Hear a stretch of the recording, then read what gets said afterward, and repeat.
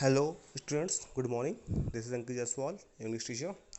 Students, in my last video, I had explained you this chapter, The Little Girl. This was the first chapter in Unit 3rd. Okay. So I had told you everything about this chapter. I mean, the summary, the explanation, everything had been explained in my previous video, and I had told you the meaning as well as the lesson which you had got in this chapter had been described. Okay, so I hope you all have read it well and knew what has been described and what has been explained and what the writer has tried to tell. Okay, so in today's video I'm going to explain you the exercises which you have to solve in your rough copy and then write in fair copy. Okay, so this was a story of a girl, okay, who is afraid of her father, and in the end you come to know that how the girl uh, get rid of the fear that she has. Okay, so let's know the exercises and try to solve them. Okay बच्चों, तो last video में मैंने आपको chapter explain किया था। इस chapter में हम एक्सरसाइजेस को समझेंगे। चलिए देखिए, ध्यान से देखिएगा आप लोग। गिवन बिलो फर्स्ट है thinking about the text. Given below are some emotions that Kezia felt. Kezia के पास कुछ इमोशंस थे जो वो फील करती थी। Match the emotions in column A with column B. अब मैच कराना है। देखिए, पहला है आपका फियर और टेरर। फियर मतलब होता है डर और टेरर मतलब होता है आतंक। दोनों एक ही मतलब है, आतंक या डर। आपके अंदर जब किसी चीज़ को लेकर डर होता है तो उसको फियर या टेरर बोलते हैं। तो देखिए, अब इसमें से कौन सा ऐसा पॉइंट है जहाँ पर फियर या टेरर वो महसूस कर, उसके अंदर एक फियर का इमोशंस था, एक टेरर का इमोशंस था केजिया के अंदर। ठीक है, इसमें से कौन सा? तो पहला है फादर कम्स इनटू हर रूम। फादर उसके कमरे में आते हैं उसको एक गुड गुड बॉय किस देने के लिए। या second, noise of the carriers grows fainter. या फिर जो उसका कैरियर है, उसका रथ है, उसके पापा की जो गाड़ी होती है वो धीरे धीरे बाहर निकलती जाती है। ठीक है, तो टेरर कब फील करती है वो? फादर कम्स होम, उसके पापा घर आते हैं। तो देखिए, व्हेन फादर कम्स होम, जब उसके पापा घर आते हैं तब वो क्या है? टेरर फील करती है ना। ठीक है, तो ये आपका इमोशंस। ठीक है, इसको आप लोग मैच कराइएगा। दूसरा है ग्लैड सेंस ऑफ रिलीफ। उसको बहुत ज़्यादा संतुष्टि मिलती है, संतुष्टि, खुशी होती है किसी चीज़ को लेकर जब आप संतुष्ट फील करते हैं। ठीक है, ग्लैड सेंस मतलब क्या होता है? आपको एक अच्छा अंदर से अच्छा लगता है, फील करते हैं, खुशी महसूस होती है आपको, रिलीफ महसूस होता है कि हाँ चलो अब ठीक हो गया। कब? तो ऐसा सिचुएशन कब आई थी कीजिए के साथ? तो आप पूरे स्टेटमेंट्स को पढ़िएगा और देखिए कौन सा स्टेटमेंट इसमें से ठीक है सही, सबसे सही एग्री करता है, तो उसको आप लोग फिल कीजिएगा। फिर थर्ड देखिए, a funny feeling perhaps of understanding. कह रहा है एक मजाकिया सी, एक बेहतरीन फील, ऐसी फीलिंग या शायद ऐसी फीलिंग जिसमें आपको समझ में आ जाए कि अब तक जो हो रहा था वो गलत था और आपको फाइनली समझ में। ओके, सो वो आपको करना है। ओके स्टूडेंट्स, तो ये देखिए, funny feeling perhaps of understanding का मतलब यही होता है कि अंदर से आपको एक भावना, ठीक है, ऐसी जो है खुशी मिलती है। तो वो आप इस स्टेटमेंट को देखिएगा, सॉल्व कर लीजिएगा। ठीक है, कि कौन सा किसमें मैच कराना है मैंने आपको बता दिया है। आप लोग स्टेटमेंट पढ़िएगा और खुद से ट्राई करिएगा, फिर मैं आपको सोल्यूशन बाद में सेंड करूँगा। अब देखिए सेकंड में क्या है, answer the following questions in 1 or 2 sentences। 1 or 2 sentence में you have to write the answer of this questions. Okay, देखिए पहला क्वेश्चन है, why was Kezia afraid of father. Kezia को डर क्यों लगता था अपने फादर से। सेकंड है, who were the people in Keziah's family. कौन कौन से उसके परिवार में लोग रहते थे। Question number third, what was Kezia's father routine. Kezia के जो फादर थे उनका रूटीन क्या क्या था। पहला, before going to his office, office जाने से पहले क्या रूटीन था। After coming back from his office, office से आने के बाद क्या रूटीन था। ऑन संडे, संडे को क्या रूटीन था। फोर्थ क्वेश्चन है, on in what ways did Kezia's grandmother encourage father better. ठीक है, किस तरह से जो है केजिया केजिया की जो दादी थी उन्होंने केजिया को समझाया कि किस तरह से वो अपने पिताजी का विश्वास जीत सकती है, उसको समझ सकती है। तो उसको इनकरेज कैसे किया था, किस तरीके से। ठीक है, उसको आप लोग लिखिएगा। आप discuss this question in class with your teacher and write then. अब देखिए, इसमें आपको कुछ पैराग्राफ्स में इसका आंसर देना है। पहला है, Kezia's effort to please her father resulted in displeasing him very much. अब केजिया को जो एफर्ट था, उसने एफर्ट लगाया था ना अपने फादर को खुश करने के लिए, लेकिन जो उसका रिजल्ट निकला वो सही नहीं था। ठीक है, वो उससे नाखुश हो गए। तो ऐसा क्या हुआ था। सेकंड था, Kezia decided that there are different kinds of father. तो केजिया एक मोमेंट पे डिसाइड करती है कि इस दुनिया में बहुत तरह तरह के फादर्स लोग हैं। ठीक है, तो what kind of father was Mr Macdonald, तो उसी के बगल में जो पड़ोसी थे मिस्टर मैकडोनाल्ड, वो किस तरह के फादर थे। And how was he different from Kezia's father, और केजिया के फादर से वो किस तरह से डिफरेंट थे। ठीक है, क्वेश्चन नंबर थर्ड है how does Kezia began to see her father as a human. ठीक है, अब किस पल पे केजिया को ये एहसास होता है कि उसके पापा जो हैं एक अच्छे इंसान हैं, ठीक है, और उनको उसकी ज़रूरत है। चलिए अब देखिए, थिंकिंग अबाउट लैंग्वेज, आपको उस लैंग्वेज पे आपको काम करना है। देखिए, look at the following sentences. There was a glad sense of relief when she heard the noise of the carriers growing fainter. जब उसने पापा की गाड़ी को दूर जाते जाते सुना तो उसको ग्लैड सेंस ऑफ रिलीफ मिला, ठीक है, उसको अंदर से आवाज़ आई, संतुष्टि मिली, ठीक है, खुशी मिलती थी, खुशी की भाव उसके चेहरे पे आते थे। ठीक है, तो देखिए कुछ भाव जो एक्सप्रेशन होते हैं वो यहाँ पर देखिए दिए गए हैं। जैसे देखिए, ग्लैड मीन्स होता है हैप्पी, किसी चीज़ को लेकर खुश होना, उसको ग्लैड बोलते हैं। ग्लैड टू मीट यू, आपसे मिलकर खुश, अच्छा लगा, खुशी हुई।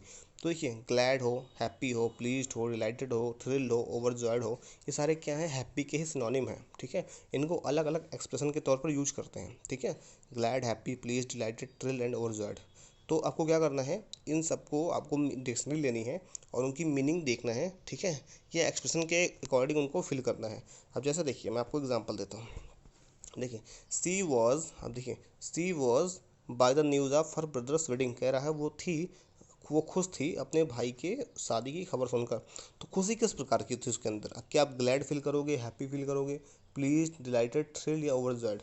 अब देखिए मीनिंग क्या होता है। ग्लैड मतलब होता है जब आपको अंदर से खुशी होती है, ग्लैड। हैप्पी जब आप बाहर से एक्सप्रेशन आपका हैप्पी वाला होता है। प्लीज्ड मतलब क्या होता है, कोई अच्छा काम करो उससे कोई सामने वाला खुश हो जाए, तो प्लीज। डिलाइटेड मतलब क्या होता है, आपका आत्म विभोर हो जाना, ठीक है, एकदम से गदगद हो जाना। थ्रिल्ड मतलब क्या होता है, एकदम से मतलब पूछिए नहीं, आपकी खुशी की ठिकाना न रहे, बहुत ज़्यादा खुश होना थ्रिल्ड होता है। ओवरजॉयड का मतलब क्या होता है कि मतलब इतनी ज़्यादा प्रसन्नता होना कि आप आपने जो खुशी है मतलब बहुत हद से ज़्यादा खुश होना, उसको ओवरजॉयड, इसलिए यहाँ पे वर्ड ही ओवर आया हुआ है, मतलब बहुत ओवर हो जाना। ठीक है, खुशी से भी ज़्यादा खुशी होनी। तो देखिए, ओवरजॉयड सबसे ज़्यादा खुशी, फिर उसके बाद आप थ्रिल्ड फील कर सकते हैं, फिर उसका डिलाइटेड, प्लीज्ड, हैप्पी, ग्लेड, इस तरह से आपका जो क्रम बन सकता है वो बन सकता है। तो एक she was by the news of, अपने भाई की खुशी सुनकर वो बहुत खुश, भाई की शादी की खबर सुन के बहुत खुश थी। तो यहाँ पे आप थ्रिल्ड भर सकते हैं, थ्रिल्ड, कि सी वॉज थ्रिल्ड, है ना। तो इस तरह से आप यहाँ पे कोशिश करिएगा कि कौन सा वर्ड कहाँ पे फिल किया जा सकता है। ठीक है, तो आप देख लीजिएगा कैसे फिल करना है। अब देखिए, ये आप लोग कोशिश करिएगा, बाद में मैं सॉल्यूशन तो भेज ही दूंगा। अब देखिए, study the use of the word big. अब देखिए, कुछ वर्ड हैं यहाँ पर बिग दिए गए हैं। ठीक है, बिग, बिग का मतलब तो वैसे बड़ा होता है, लेकिन उसको अलग अलग जगह पर यूज़ करते हैं। जैसे देखिए, ही वॉज सो बिग, वह बहुत बड़ा था। अब यहाँ पर जो बिग का मीनिंग है वो साइज़ को लेकर है। ठीक है, कि उसके हाथ बड़े होंगे, ठीक है, उसका माउथ बड़ा होगा। अब देखिए कुछ बिग, ऐसा नहीं, ज़रूरी नहीं है कि बिग का यूज़ बड़े में हो। जैसे देखिए, you are a big girl, हो, तुम एक बड़ी लड़की हो। तो बड़ी का मतलब क्या है, ओल्डर, की उम्र में बड़े हो ना। In the same way, today you are going to take the biggest decision of your career. ठीक है, अब कह रहा है तुम अपने करियर का सबसे बड़ा डिसीजन लेने जा रहे हो। तो सबसे बड़ा का मतलब क्या है, साइज में तो बड़ा होगा नहीं। ठीक है, तो यहाँ पे सबसे इंपॉर्टेंट यानी मोस्ट इंपॉर्टेंट डिसीजन लेने जा रहे हो। तो यहाँ पे मोस्ट इंपॉर्टेंट, इस बिग का मतलब क्या हुआ, most important, biggest, most important. अब देखिए, there project is full of big ideas, उसका जो प्रोजेक्ट है वो बड़े बड़े आइडियाज़ से भरा हुआ है। तो बड़े बड़े आइडियाज़ का मतलब क्या है, अब ऐसा तो है नहीं साइज़ में बड़ा है आइडिया उसका। ठीक है, बहुत उसका जो सबके आइडियाज़ है उसके दिमाग में बड़ा आइडिया चल रहा है साइज़ में, ऐसा तो है नहीं। अब बिग आइडियाज़ का मतलब हो गया मतलब ग्रेट आइडियाज़, तो यहाँ पे आप ग्रेट फील कर सकते हैं। इस बिग का मतलब क्या हुआ, great. In the same way देखिए, बिग या cricket is a big game in our country, cricket हमारे देश में एक बड़ा गेम है। तो बड़ा गेम का मतलब क्या है, क्या बहुत दिखने में बड़ा है, तो ऐसा मतलब तो हुआ नहीं, मतलब वो पॉपुलर गेम है ना। तो बिग की जगह पे आप उसको पॉपुलर कर सकते हैं। यहाँ पे बिग का जो मीनिंग सेंस निकलता है वो पॉपुलर से निकलता है। तो इन द सेम वे आप देखिए, बिग, यहाँ पे बिग, ठीक है, यहाँ पे आप बिग और ये बिग, इन तीनों का मीनिंग देखिएगा किस सेंस में निकल रहा है और उसको आप लिखिएगा। ठीक है बच्चों, चलिए अब देखिए, verbs of reporting. Verbs of reporting क्या होता है, जब कोई चीज़ कही जाती है सामने वाले, देखिए जब दो बातें कर रहा हो, ठीक है, किसी को आप लोग रिप्लाई दे रहे हो, ठीक है, तो उसमें एक वर्ब आता है जिसमें आप किसी को कुछ कहते हैं, तो उसी को वर्ब्स ऑफ रिपोर्टिंग कहते हैं। जैसे देखिए, व्हाट स्क्रीम्ड मदर, मम्मी चिल्लाई क्या, तो मम्मी ने क्या काम किया, चिल्लाया। ठीक है, तो जब सेंटेंस में कोई काम कर रहा है वर्ब, ठीक है, तो उसको रिपोर्टिंग कहते हैं, मतलब किसी चीज़ को एक्सप्रेस करने वाला जो वर्ब होता है उसको रिपोर्टिंग वर्ब कहते हैं। ठीक है, तो इन द सेम वे देखिए, आपको यहाँ पे अंडरलाइन करना है वर्ब्स ऑफ रिपोर्टिंग। देखिए मैं कर दे रहा हूँ, he says he will enjoy the ride, उसने कहा कि वो राइड को एंजॉय करेगा। जब आप किसी से कोई बात कहते हैं, सामने वाला किसी से कोई बात कह रहा है, तो वो जो बात कही जाती है उसी को रिपोर्टिंग वर्ब कहते हैं। तो ही सेज वह कहता है, तो सेज जो वर्ड है वो रिपोर्टिंग वर्ब है। फादर मेंशनड, फादर ने यह बताया, तो मेंशनड जो है वो रिपोर्टिंग वर्ब। इस तरह से आप लोग थर्ड, फोर्थ, फिफ्थ, सिक्स और सेवन में निकालेगा। ठीक है, चलिए अब देखिए यहाँ पर कुछ वर्ब्स हैं, देखिए इनको आपको फिल करना है। रिपोर्टिंग वर्ब्स दिए गए हैं, were complaining, shouted, replied, remarked, ordered, suggested. ठीक है, तो एग्जाम्पल देता हूँ मैं, देखिए आई एम नॉट अफ्रेड, मैं डरा हुआ नहीं हूँ। द वोमेन, मैं डरा हुआ नहीं हूँ, औरत ने ऐसा कहा। ठीक है, तो औरत ने ऐसा क्या कहा होगा भाई, मैं डरा हुआ नहीं हूँ। ठीक है, तो यहाँ पे हो जाएगा मैं डरी हुई नहीं हूँ, रिमार्क्ड। ठीक है, यहाँ पे रिमार्क्ड हो जाएगा, रिमार्क्ड द वोमेन। ठीक है, वोमेन ने इस बात का, ठीक है, मतलब क्लियर कर दिया कि वो डरी हुई नहीं है। Leave me alone, my mother replied, यहाँ पे हो जाएगा रिप्लाइड। ठीक है, मुझे छोड़ दो, मेरी माँ ने ऐसा जवाब दिया। बाकी आप लोग थर्ड, फोर्थ, फिफ्थ और सिक्स सॉल्व करिएगा। ठीक है बच्चों, सो अब देखिए यहाँ पे स्पीकिंग में कुछ करना है। From pairs or groups and discuss the following question. This story is not an India story, ये जो कहानी है वो इंडियन स्टोरी नहीं है। But do you think there are fathers, mothers and grandmothers like the ones portrayed in the story in your country. लेकिन क्या आपको लगता है कि इस देश में भी ऐसे ही आपके पिता, माता या दादाजी रहते हैं? दादी जी अगर हैं तो उनके लिए कहानी लिखी है। ठीक है, was Kezia's father right to punish sir, कह रहा है जो केजिया के फादर थे वो केजिया को पनिश किए थे, वो सही था या गलत? What kind of father, what kind of a person was he, वो किस प्रकार के पर्सन थे? तो यहाँ पर कुछ वर्ड दिए गए हैं उनके पापा को डिस्क्राइब करने के लिए, तो इन वर्ड्स का भी यूज करिएगा और बताइएगा इसमें से कौन सा सही वर्ड उनके लिए है। देखिए अनडिमॉन्स्ट्रेटिव मतलब होता है जो अपने बात को अपने अंदर छुपा के रख ले, ठीक है, उसको एक्सप्रेस ना कर पाए। ठीक है, अनएक्सप्रेसिव। लविंग मतलब होता है प्यार करने वाला। स्ट्रिक्ट मतलब होता है कठोर। हार्ड वर्किंग मतलब होता है बहुत मेहनती।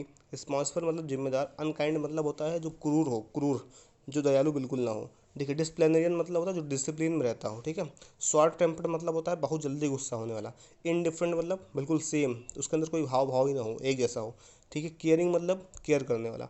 अफेक्शनेट मतलब प्यार करने वाला। तो इसमें से जो वर्ड आपको लगता हो कि हाँ इसमें से सही है उसके लिए, उस इंसान के लिए, उसको आप यहाँ पे उसको लिखिएगा। ठीक है, डिस्क्राइब करिएगा उनके पिताजी के लिए। चलिए बच्चों, अब ये था चैप्टर कंप्लीट। अब हम पढ़ेंगे नेक्स्ट चैप्टर हमारा जो है वो रेन ऑफ द रूफ। ये सेकंड चैप्टर है यूनिट 3 का। ठीक है, और आज हम इस चैप्टर के बारे में पढ़ेंगे। This is going to be very very important chapter as the poet tries to explain something which is running in his mind. Okay, कुछ वो ट्राई करता है एक्सप्लेन करने के लिए जो उसके माइंड में रन कर रहा है। ठीक है, थ्रू द पोएम। और पोएम किसके बारे में है? विंड के सॉरी रेन के बारे में। रेन ऑन द रूफ, देखिए बारिश जब होती है छत पर, रूफ मतलब क्या होता है? छत। जब छत पर बारिश होती है, ठीक है, उसी के बारे में वो एक्सप्लेन करता है कि कैसे वो फील करता है, उसकी इमेजिनेशन क्या होती है उस वक्त। ठीक है, देखिए अब यहाँ पे कुछ पढ़ते हैं हम लोग। When the sky is covered with dark clouds, जब हमारा जो बादल जो हमारा आसमान होता है वो घने घने काले काले बादलों से भर जाता है। एंड इट स्टार्ट रेनिंग, और बारिश होना शुरू हो जाती है। Have you ever listen the patter, देखिए पैटर मतलब होता है बारिश की बूंदों की आवाज़। तो क्या आपने कभी बारिश की बूंदों की आवाज़ सुनी है अपने छत पर? What thoughts flash through your mind, तो आपके दिमाग में कौन कौन सी बातें फ्लैश हुई, कौन कौन सी बातें चलने लग गई? ठीक है, जब आपने इस नेचर के मेलोडी, यानी जब प्राकृतिक आवाज़ को सुना, राग को सुना, जो बारिश होती है वो प्रकार से नेचुरल मेलोडी है। ठीक है, एक राग बजती है जब बारिश बूंदें होती हैं छत पे, तो आपके दिमाग में कुछ चलता है क्या? तो पोएट के दिमाग में कुछ चलता है। उस पोएम जब वो रेन की आवाज़ को सुनता है तो उसके माइंड में कुछ चलता है। ठीक है, क्या चलता है उसी को वो एक्सप्रेस कर रहा है। देखिए व्हेन द ह्यूमिड, अब देखिए मीनिंग समझा दूँ मैं पहले आपको पढ़ के। इस चैप्टर कुछ बहुत ही टिपिकल वर्ड्स हैं यहाँ पर, तो उसकी मीनिंग आप समझ लीजिए। पहले एक बार मैं रीडिंग कर देता हूँ। देखिए when the humid shadows hover over all the starry spheres and the melancholy darkness gently weeps in rainy tears, what a bliss to press the below of a cottage chamber bed and lies listening to the patter of the soft rain overhead। देखिए humid मतलब होता है नम, गीला कह सकते हैं, जिसमें पानी भरी हो। ठीक है, शैडोज मतलब छाया, छाया होता है, परछाई होती है। और हावर मतलब होता है मंडराना। ठीक है, इधर उधर मूव करना, मंडराना। ठीक है, आप समझ लीजिएगा। स्टारी मतलब होता है तारामय, मतलब तारों से भरा हुआ। स्पेयर्स मतलब गोला होता है, सब जानते हैं। ठीक है, यहाँ पर स्फेयर को पृथ्वी से लिया गया, कंपेयर किया गया है। मेलांचोली मतलब होता है दुखी, सैड। और डार्कनेस मतलब अंधेरा होता है। वीव्स मतलब रोता है। और रेनी मतलब बारिश वाला। और टीयर्स मतलब आंसू। ब्लिस मतलब होता है परम आनंद, बहुत खुशी। प्रेस मतलब दबाना होता है। पिलो मतलब तकिया। कॉटेज चैम्बर मतलब होता है बेडरूम। ठीक है, और लाई मतलब होता है पड़े होना, पैटर मतलब होता है बारिश की आवाज़, ठीक है, और ओवरहेड मतलब होता है सर के ऊपर से। आई होप कि आपको समझ में आया, नहीं समझ में आया तो एक बार फिर से पॉज कर करके मीनिंग समझ लीजिए, क्योंकि पोएम एक्सप्लेन करते वक्त आपको ये मीनिंग बहुत जाननी बहुत जरूरी है। अब देखिए व्हेन द ह्यूमिड हॉवर, अब देखिए पोएट क्या बोलता है, when the humid shadows hover, वो कंपेयर कर रहा है कि जो बादल हैं, ठीक है, जो हमारे आसमान में जो बादल हैं, ह्यूमिड शैडोज हॉवर, उसका सीधा कंपेरिजन किससे है, बादलों से है, कि जो आसमान में जो बादल हैं, जो नमी जिस लिए हुए जो शैडोज हैं, ठीक है, जो बादल हैं, अब शैडो की तरह दिखता है बादल, तो उसको कंपेयर कर रहा है। जब बादल जिसमें नमी भरी हुई है, पानी भरी हुई है, वो आसमान में इधर से उधर मंडराते हैं, over all the steady surf spheres, अब स्पेयर्स का मतलब है पृथ्वी, यानी कि हमारा अर्थ, उसने कंपेयर किया हुआ है कि जब हमारे अर्थ यानी जो तारामयी अर्थ है, जो हमारा तारों से भरा हुआ जो अर्थ है, पृथ्वी है, उसके अगल बगल जो नम जो बादल हैं वो मंडरा रहे हैं, ठीक है, एंड द मेलाचंडली डार्कनेस, और जो दुखी, ठीक है, जो सैड जो अंधेरा है, जेंटली वीव्स इन रेनी टीयर्स, वो जब बारिश होती है तो उसमें वो धुल जाता है, ठीक है।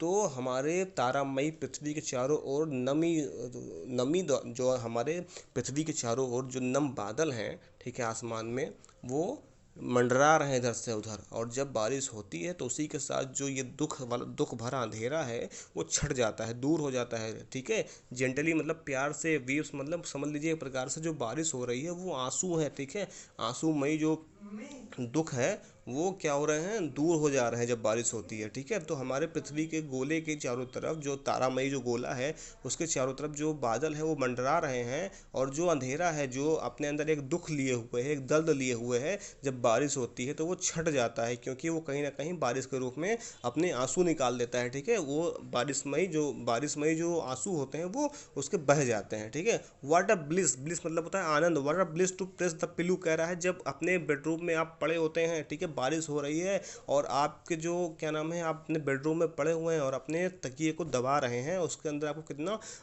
अनुभूति होती है, कितना आनंद मिलता है, कितना आपको अच्छा लगता है। And lie listening to the patter, और आप पड़े हुए हैं, ठीक है, सुन रहे हैं किसी चीज़ को, पैटर को, बारिश की आवाज़ को आप सुन रहे हैं, और द सॉफ्ट रेन ओवरहेड, आपके सर के ऊपर से बारिश की आवाज़ आ रही है और आप उस बारिश की आवाज़ को महसूस कर रहे हैं, सुन रहे हैं, आपको कितना आनंद मिलता है। मतलब अब देखिए इस पूरे पैराग्राफ का मीनिंग क्या है कि जब देखिए जब आपके जो गोलाकार जो हमारी पृथ्वी है तारों से भरी हुई, उसके अगल बगल जो बिल्कुल पानी से भरे हुए जो बादल हैं वो मंडराते हैं, और अपने साथ जो जो चारों तरफ अंधेरा फैला हुआ है, जो अपने अंदर एक दुख और दर्द लिए हुआ है, वो जब बारिश होती है तो वो धुल जाता है, क्योंकि वो बारिश के रूप में अपने आंसू को बहा देता है। और आप अपने बेडरूम में पड़े हुए जब तकिए को दबाते हुए जब बारिश की आवाज़ को सुनते हैं तो आपको कितना अच्छा महसूस होता है, ठीक है।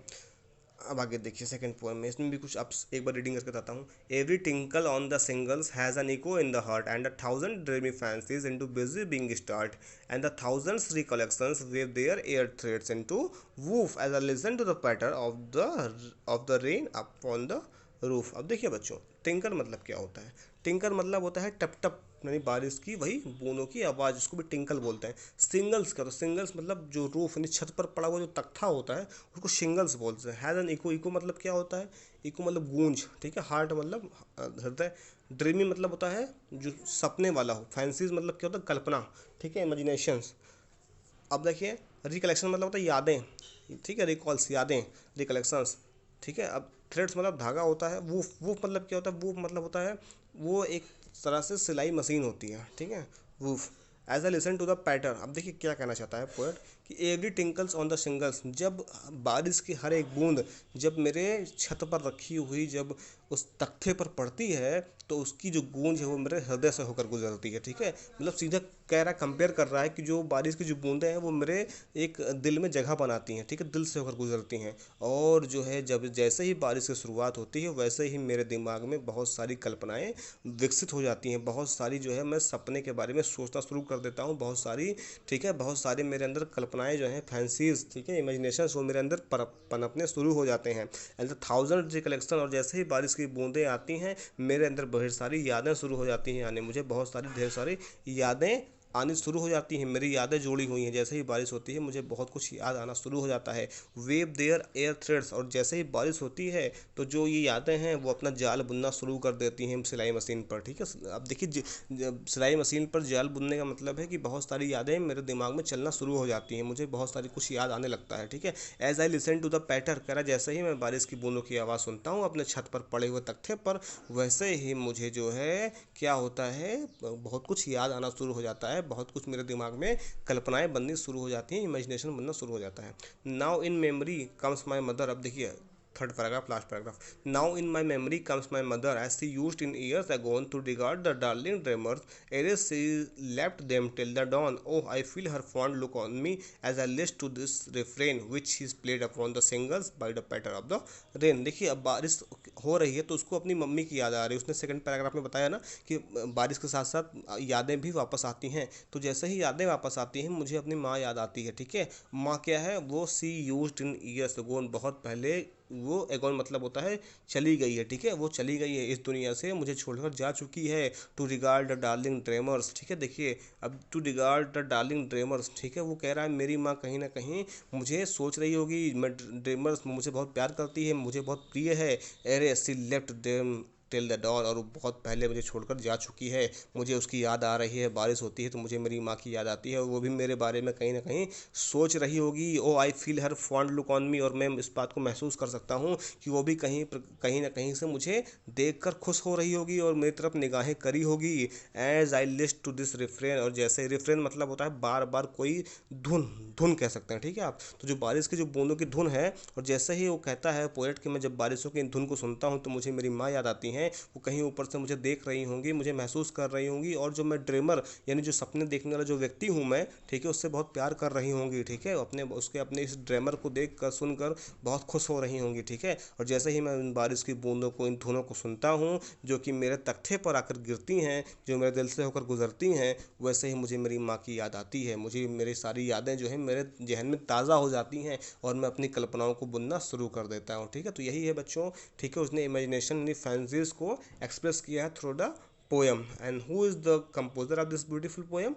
and he is none other than quotes किने, ठीक है। कोटस किने जो है बहुत ही फेमस आपके कंपोजर रहे हैं, इनके बारे में आप लोग गूगल कर लीजिएगा और ज़रूर जानने की कोशिश कीजिएगा कोटस किने ने, ठीक है। तो बच्चों बहुत ही कहीं ना कहीं मीनिंगफुल पोएम थी, उन्होंने पोएम के सहारे से एक मैसेज दिया है कि ठीक है किस तरह से यादें जो है अपनी माँ को उन्होंने याद किया है, एक तरीके से कह सकते हैं, ठीक है, उन्होंने मेमोरीज़ को रिकलेक्ट किया है, ठीक है, रिकलेक्ट करके एक जहन में यादें ताज़ा करी हैं, ठीक है। तो बच्चों आप लोग देखिए ये ग्लॉसरी है, कुछ वर्ड मीनिंग्स हैं, इनको आप लोग देख लीजिएगा, मैंने हालांकि एक्सप्लेन कर दिया है आपको। अब देखिए what do the following phrases mean to you, अब देखिए इनके आपका शब्दों में क्या मतलब है। ह्यूमिड शैडोज, अब देखिए ह्यूमिड शैडोज मतलब क्या होता है, मतलब ह्यूमिड मतलब होता है नमी वाले, शैडोज मतलब परछाइयाँ, तो नम परछाइयाँ, नम परछाइयाँ का मतलब क्या है, मैंने आपको बताया कि बादल से लिया गया है ना। स्टेरिस्फेयर्स, तारामयी गोले, तारामयी गोले का मतलब क्या, तारामयी गोले कौन होते हैं, हमारे अर्थ या कह लीजिए आसमान, ठीक है। What a bliss, correct, what a bliss मतलब होता है कितनी खुशी होती है, परम आनंद। आ थाउजेंड्स ड्रीमी फैंसीज, ठीक है, इनटू बिजी बीइंग स्टार्ट, कह रहा बहुत सारे हज़ारों जो है सपने या कल्पनाएं वो आना शुरू हो गई, ठीक है, अचानक से कहाँ पर, तो उसके दिमाग में चलना शुरू हो गई। A thousands recollections weave their air thread, ठीक है, कह रहा है हज़ारों जो है यादें अपना जाल बुनना शुरू कर देती हैं सिलाई मशीन में, तो इसका मतलब क्या हुआ, मैंने आपको एक्सप्लेन किया है, ठीक है। अब देखिए सेकंड क्वेश्चन क्या है, what does the poet like to do when it's rain, poet क्या करता है जब बारिश होती है। Question number third, what is the single major memory that comes to the poet who are the darling dreamers he refers to, ठीक है। अब कह रहा सिंगल मेजर, एक ऐसी सबसे ज़्यादा यादें कौन सी है जो उसके दिमाग में बार बार आ रही है, ठीक है, सबसे ज़्यादा याद आने वाली चीज़ कौन सी है, तो ऑब्वियसली उसने माँ को याद किया है। और जो सिंगल जो उसने बताया है कि जो बताया उसने डार्लिंग ड्रीमर्स, तो डार्लिंग ड्रीमर्स कौन है, ठीक है, वो भी आपको बताना है। Is the poet now a child, क्या पोएट अभी एक बच्चा है। Is his mother still alive, क्या उसकी मम्मी अभी भी जिंदा है, तो आपको बताया मैंने, आप देखिएगा, ठीक है। अब देखिए सेकंड है आपको बच्चा,